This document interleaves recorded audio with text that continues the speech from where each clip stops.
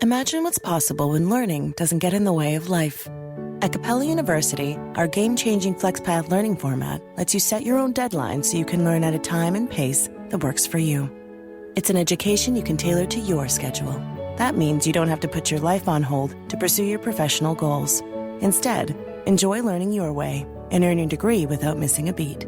A different future is closer than you think with Capella University. Learn more at capella.edu. This episode is brought to you by Allstate. Some people just know they could save hundreds on car insurance by checking Allstate first. Like you know to check the date of the big game first before you accidentally buy tickets on your 20th wedding anniversary and have to spend the next 20 years of your marriage making up for it. Yeah, checking first is smart. So check Allstate first for a quote that could save you hundreds. You're in good hands with Allstate. Savings vary. Terms apply. Allstate Fire and Casualty Insurance Company and Affiliates. Northbrook, Illinois. This episode is brought to you by Unstoppable. Discover the inspiring true story about Anthony Robles, who defied every expectation to become a national wrestling champion in Unstoppable, a new original movie from Amazon MGM Studios and director William Goldenberg, evoking the excitement and camaraderie of classic sports dramas and thrilling wrestling matches. Unstoppable features an all-star ensemble cast, including Jarrell Jerome, Jennifer Lopez, Don Cheadle, Michael Pena, and Bobby Cannavale. Watch Unstoppable now, exclusively on Amazon Prime Video. Thanks for choosing this free Anfield Index podcast. If you'd prefer to listen to this or any of our other shows without adverts, then now's the time to check out Anfield Index Pro. With AI Pro, you can supercharge your entire listening experience. You'll not only get all of our podcasts without the ads, but you'll have them far faster with our Quick Publish feature available exclusively for subscribers. AI Pro also puts you in the heart of our sound studio, with an option to listen to many of our shows live and interact with the podcasters in real time as the shows are recording. Upgrading couldn't be easier. AI Pro is available on all popular podcast platforms. Just head on over to AnfieldIndexPro.com and get started today. Hello and welcome to the Daily Red, your lunchtime catch-up on all things Liverpool FC and your daily reminder that despite all the bedwetting, despite all the pissing of pants, despite Eddie Gibbs and Greg Hopcroft giving strong consideration to Anfield Index branded diapers for adults, the Reds are still top of the league. 6 points clear with a game in hand because we won at the weekend and Arsenal did not. So all the meltdown that took place in midweek after we drew with Forest and they beat Spurs at home, a Spurs team, by the way, that lost to Everton yesterday, proving that win was nothing to be all that proud of. We're back to being 6 points clear with our game in hand. And nobody needed to dehydrate themselves with all that loss of urine. Tremendous stuff. And just think of the mental scarring, the psychological beating that Arsenal took over the weekend. Just consider it now. In just over 2 hours, those players sat in the dressing room before kickoff against Villa, watching our game. According to Mikel Arteta, watching our game. Now, I would like to report to the Metropolitan Police that I believe an illegal stream was being used for them to watch our game, which was a 3 p.m. kickoff and a blackout. But still, nevertheless, maybe they were using a VPN. Hopefully a Liberty Shield VPN. However, they were watching our game. And you know they were bordering on celebration as the clock ticked to 90 and it was still 0-0. You know they were. And if the game ends like that, they walk out onto the pitch feeling like they're 10 feet tall. Feeling like, win this, now we're only 2 points behind them.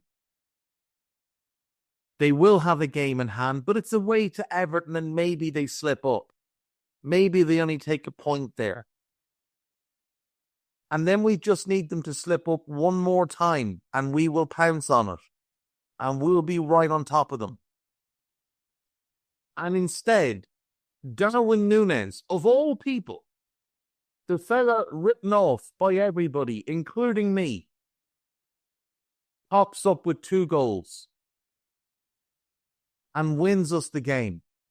And if you watch that Arsenal Villa game, they came out quite flat. And if Ollie Watkins had some composure to his game, he scores at least one before Arsenal get their opener. He gets two great situations. One where he's one-on-one in the box, and all he needs to do is shift that ball onto his left foot and let fly. And Gabriel is not getting the block in time. And instead he tries to dribble past Gabriel and go across onto his right foot. If he just shifts that and shoots, I think he scores because he's 15 yards out. And then you get Thomas Partey throwing the ball back short, and again he gets onto it. And again he's one-on-one with Gabriel.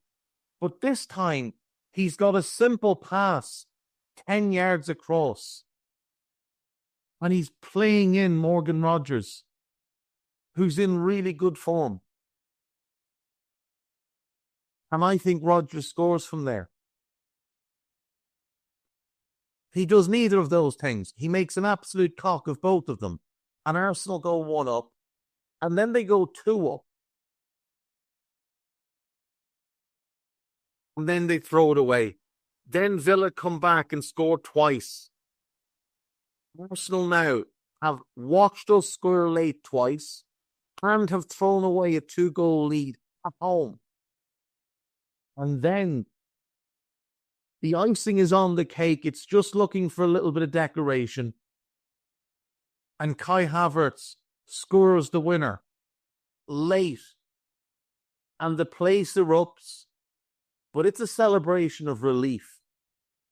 It's not a celebration of joy. It's a celebration of relief.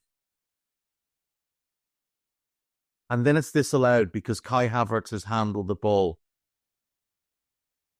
And you could hear the energy just rush out of that stadium. The last few minutes there were incredibly flat. Even when they got a late corner and they were trying to G up the crowd, the reaction they were getting was not great. And they didn't look confident. And when they were coming off, they looked absolutely shattered. In a little over 2 hours, they've gone through the joy of seeing us dropping points, to the horror of seeing us win, to going 2 goals up and then throwing it away, to then scoring and having it disallowed. And all you need to judge this on is their fan base. Their fan base still trying to claim that it was not a conclusive handball. It could not be more obvious. It's the most blatant handball you'll see. And it's a calculated handball as well. He's left his hand there and he's made his arm rigid so that the ball would hit it and deflect. And they're still trying to argue that it wasn't a handball. And you know that the fragile minds in that dressing room, especially that manager, will get themselves all caught up in a conspiracy now as well. That is a hammering that they've taken at the weekend. Not on the scoreline, but in their own heads. And that's massive for us at this point of the season. Because we will have gotten a huge psychological boost by turning around and winning our game in the manner that we did. Because I said this on Raw after the game. We won that game quite comfortably. It's just that the goals didn't come until very, very late. But we had 37 shots in the game. We dominated possession, dominated territory. I still don't know what field tilt is, but I'd imagine we won that quite comfortably too. It's just that the goals arrived very late. But to get those goals late, that's a huge factor. And for them to come through Darwin is massive because it will do his confidence the world of good. You could even see it in the second goal, the confidence that the first goal had given him. And the only shame of it is he didn't take his shirt off again and get a second yellow for that. But he did nearly get himself a second yellow for a very silly tackle. So they've played 22 games. So if we beat Everton, we're 9 points clear with 16 games left. Let's look at the Arsenal fixtures coming up. Wolves away. They'll be expected to win that. But I don't think it'll be an easy one for them. I really don't think it'll be an easy one. Especially if they're going to be without William Saliba.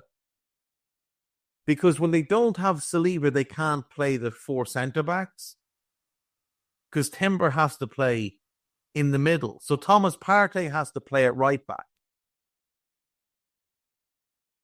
So that weakens them in defence and it weakens them in midfield. Because without Partey, they're not nearly as good in that defensive midfield role. Because Rice just doesn't like playing there. He's not good enough in that role. And as dreadful a set of lads as Thomas Partey is, he is, to his credit, an outstanding footballer in that position. Then they're home to City. I don't think that's going to be a win for them. I think they drop points. Now, I think they beat Arsenal. Let's say a draw with City. Then they go to Leicester. You'd expect them to win. Then West Ham at home. They should win that. And they should win that quite comfortably. But if Bowen is back, and they have Bowen and Kudus and Paqueta, and maybe they have a number 9 in by then, and Graham Potter will have had, the better part of 5 weeks to work with those players, maybe they give Arsenal some trouble. Then they go to Forest. Now, Forest could capitulate between now and then. But I don't think they will. I still don't think they'll get top 4, but I don't think there'll be a capitulation. It might just be that they draw games that they were winning earlier in the season. I could see them drawing with Arsenal. Then they go to United. And again, that's a game I can see them dropping points in.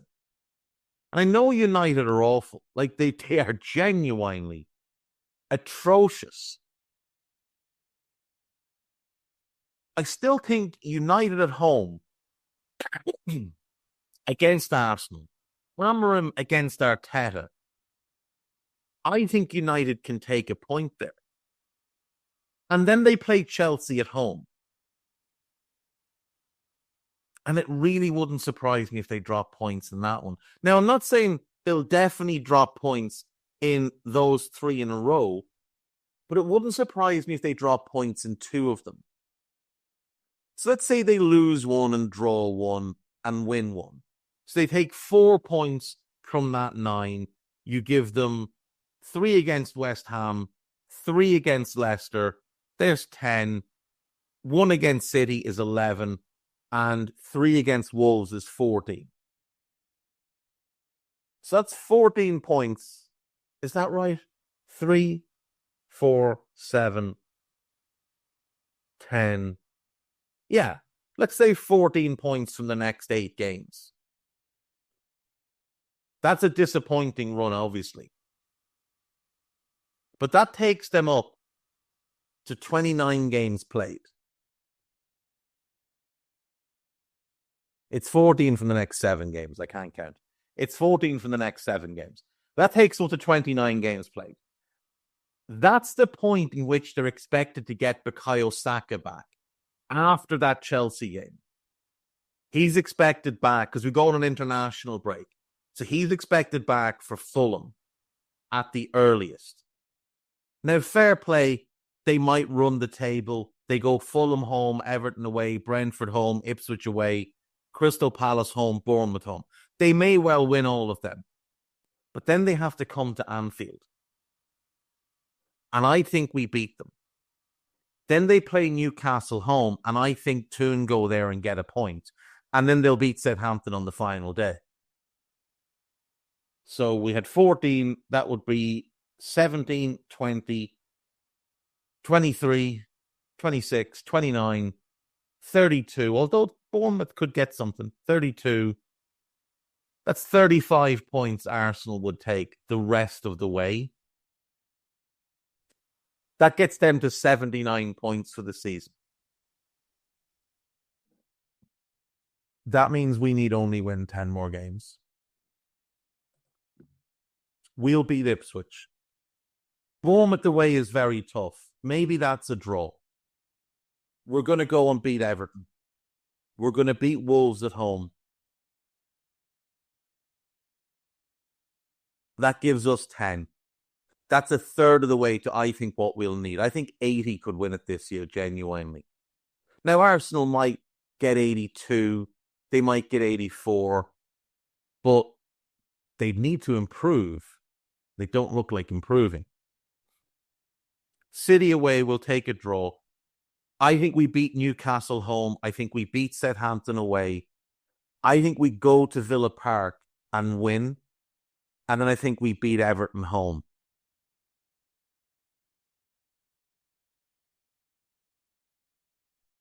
You know what's smart? Enjoying a fresh gourmet meal at home that you didn't have to cook. Meet Factor, your loophole in the laws of mealtime. Chef-crafted meals delivered with a tap, ready in just 2 minutes. You know what's even smarter?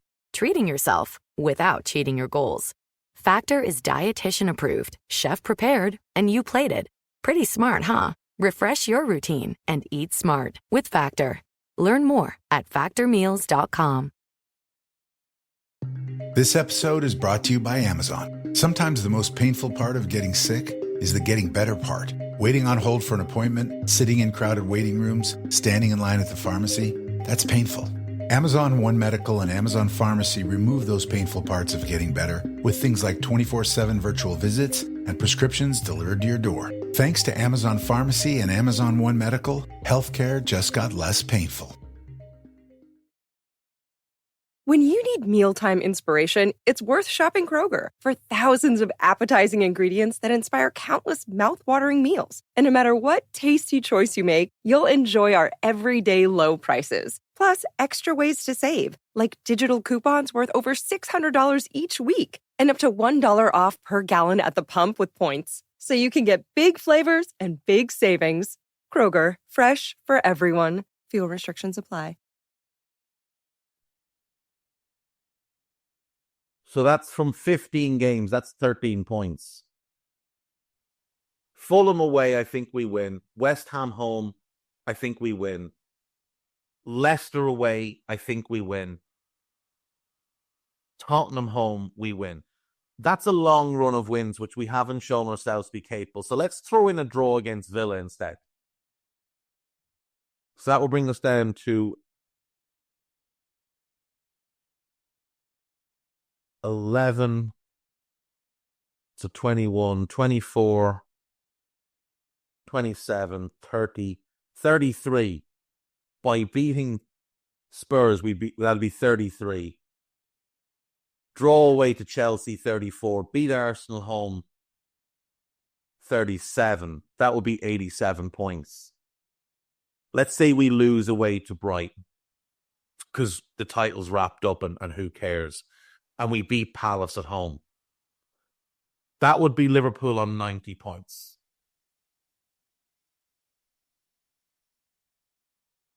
That would be Liverpool on 90 points. That would be us winning our game in hand and only gaining 2 extra points on Arsenal the rest of the way. And I don't think that's unrealistic. I don't think it's unreasonable. I actually think it might be a little bit conservative. I could see them giving up.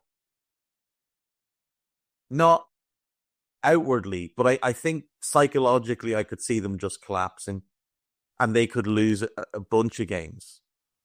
Not a bunch, but you know what I mean. I think we're going to win this title. I really do. It's still obviously too early to get too excited.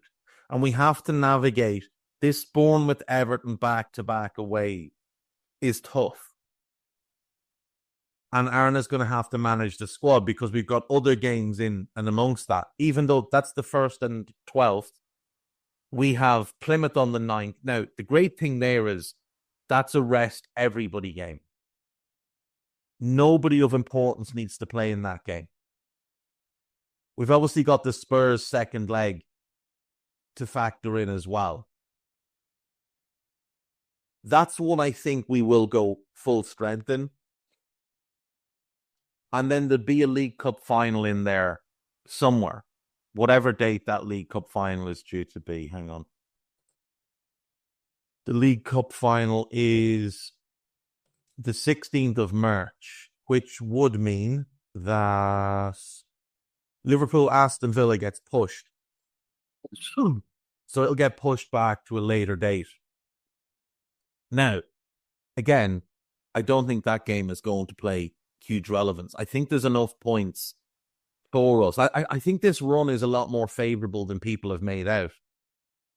Our home games, Ipswich, Wolves, Newcastle is tough. Southampton, Everton, West Ham, Spurs, Crystal Palace. They should all be wins. And I think we should beat Newcastle as well. But even if we draw, I don't think it's the end of the world. And the Arsenal one is tough, but I think it'll be over by then. And I think we'll beat them anyway. 1, 2, 3, 4, 5, 6, 7, 8, 9. We have 9 home games left. We have 9 home games left. We need to make Anfield a fortress for those games. No more drop points, if possible. If possible, no more drop points at home. And we'll win the league. Winning just those games will get us to 77. Just the home games. If we win all our home games, that's 77 points. And then we only need to take, 10 at most from our away games. And we've got 8 of them. We're in such a good position right now. That weekend was huge. It really was huge. And we battered them. Now, I will say, that game kind of highlighted why we wanted Martin Zubimendi, because our inability to progress the ball centrally became infuriating. We were so slow and ponderous in so much of our build-up. And again, we were giving the ball to Mo too wide and too deep, giving the ball to Gakpo too wide and too deep, not getting them high enough. And again, part of the problem is Luis Diaz as the 9. Now, I noticed today an article on This is Anfield. Reds take 30 shots, but should Luis Diaz be the number 9? And the answer is, in certain games, yes, he should. But in others, no. And against the deep block, absolutely not. But the hope will now be that because Darwin should have a renewed confidence that he can play against those deep blocks if Diogo Jota is not available. Now, we play Lille, obviously, in the next couple of days. And we play them tomorrow, as it is. We don't have Jota in training today. So that's the ideal game for Darwin to start. And this is an ideal game to rest a bunch of players as well, because we don't need anything from these games, really. Like, if you look at the table, there's no world really in which we drop out of the top 8. We've done our work. We're safe. Like, it would require everybody from Barcelona, Arsenal, Leverkusen, Villa, Inter, Brest, Lille, and say Dortmund. It would require all of them to win both of their second games, or Bayern, or Atleti, or Milan.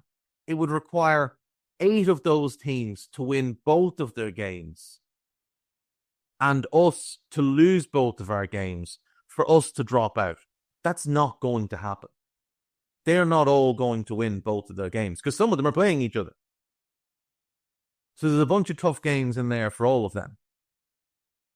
And some of them are going to play Real Madrid. Some of them are going to play PSG. Clubs that are desperate for the win. to improve their footing. They've got some of them going to play Man City, who are desperate for wins, because they're at significant risk of dropping out of the top 24, not even the top 8. So we can be very, very clever here. Now, it might be that Arne looks at it and says, Lille's home, we'll go strong against Lille, and then nobody will play against PSV. We'll just throw that one. That's fine. So you get that one as a rest game, and you get Plymouth as a rest game. And that can help us. And remember, we're playing Spurs home in the second leg of that semi-final. Arsenal have to go all the way to Newcastle for what's going to be a really tough game.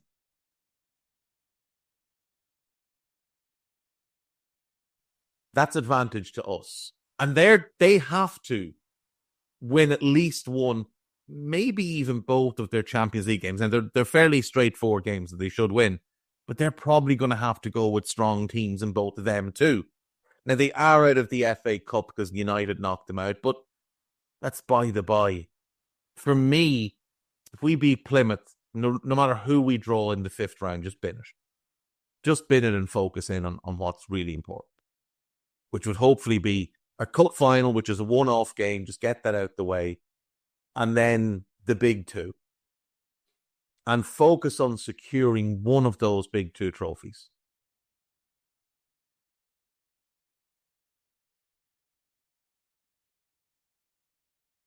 That weekend felt massive. It really did. That just over 2 hours worth of time just felt enormous for us. And if they start to crumble in the next couple of weeks, we could get this thing wrapped up pretty early, as long as we take care of our own business. And someone said to me today that we play before them for a number of match weeks. Let's see if I can find this. Who said this to me? I want to find this because I want to be fair and credit the person. Thomas LFC 76. Oh no, that's not him. No, it was Shawnee D Redmen at Shawnee D letter D Redmen on Twitter. Our next 3 games are before Arsenal's games. So, opportunity to pile on more pressure on them. You know, go and beat Ipswich and put the pressure on them against Wolves. Go beat Bournemouth, put the pressure on them against City. Load that pressure onto them and see if they can handle it. Because if they can't, we could get this wrapped up. We really could get this wrapped up. And then maybe you take the FA Cup a bit more seriously and you go for everything.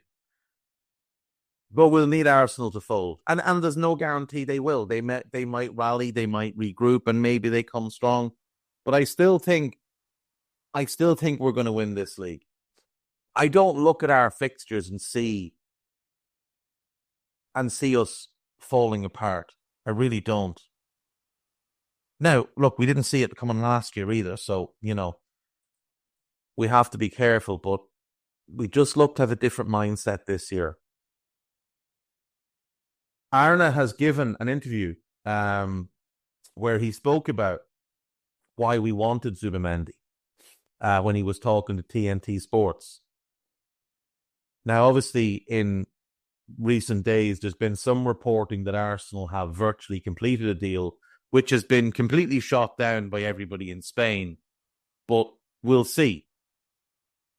We'll see if there's any truth to that. Like, Zubimendi is a very hard player to read. So who knows what he's thinking. But it's obvious why. Like, when you watch us play at the weekend and you watch how ponderous we were in midfield a lot, and how many sideways passes there was, and how much the ball was being fed to the centre-backs, you can see why we would want a player like Martin Zubimendi. The issue is it would weaken us a bit defensively. So you have to find a balance, and I think that balance is in Carlos Baleba.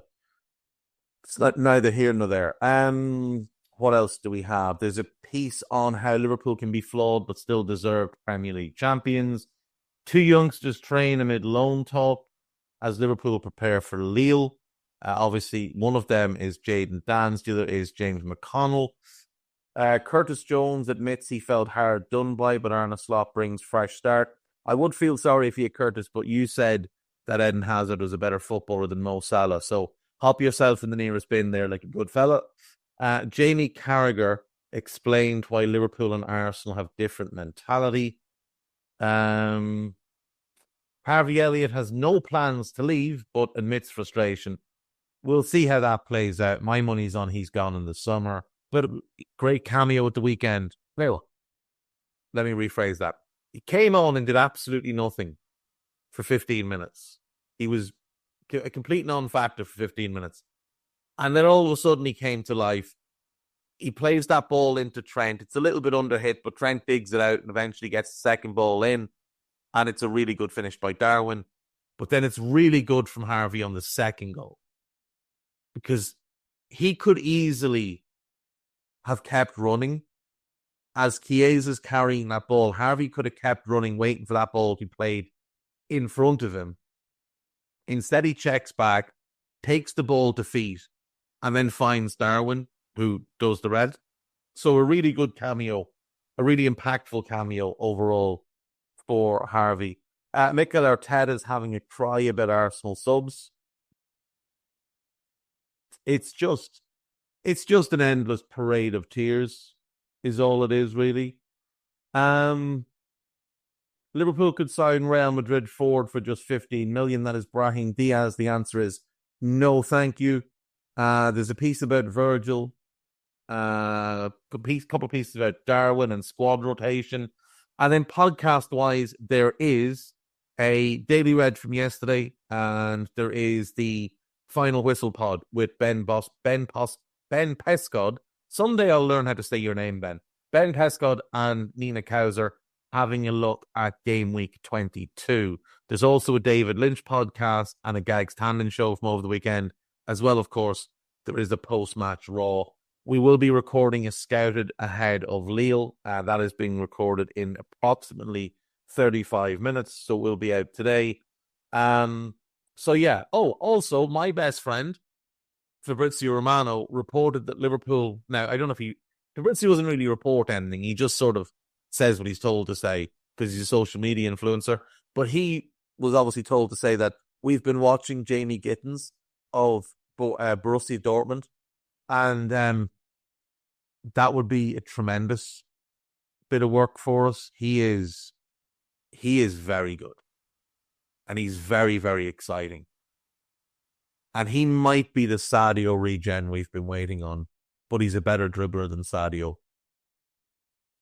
He really is. He's a sensational dribbler of the football. So, would be all in on Jamie Gittins. Wouldn't be my number one target for left wing. With Kavica gone to PSG, I definitely think it's worth kicking the tires on Bradley Barcola. But Gittins would be a strong number 2 there. A very strong number 2. And that's going to do me for today. I'll see you all tomorrow. Oh, actually, tomorrow's up in the air. I may not be available tomorrow. So it might be Guy here tomorrow, or it could be Dave Davis. But if I'm available, I'll be on. If not, it'll be one of the two boys. There will be a show tomorrow either way. And I will definitely see you all on Wednesday. So take care of yourselves. Bye-bye. We hope you enjoyed listening to this Anfield Index show. Please be sure to subscribe to our channel so future podcasts find their way to your device automatically. There's nothing quite like fan engagement, and we'd love to know what you think of anything discussed on this show. The best way to get in touch is over on our free Discord community, where both podcasters and listeners debate the hottest LFC topics 24/7.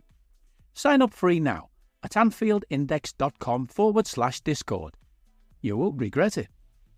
You can also follow us on Twitter at Anfield Index and find us on Facebook by searching for Anfield Index, Oh, and before you go, we'd love it if you could leave us a 5-star review on your favourite podcast app. It only takes a couple of seconds, and it means the world to the people who create these free shows.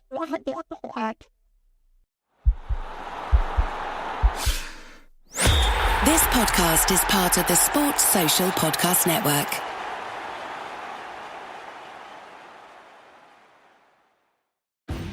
At your job, do you ever have to deal with a nose roller? How about a snub pulley? Well, if you're installing a new conveyor belt system, dealing with the different components can sound like you're speaking a foreign language. Luckily, you've got a team ready to help. Grainger's technical product specialists are fluent in maintenance, repair, and operations.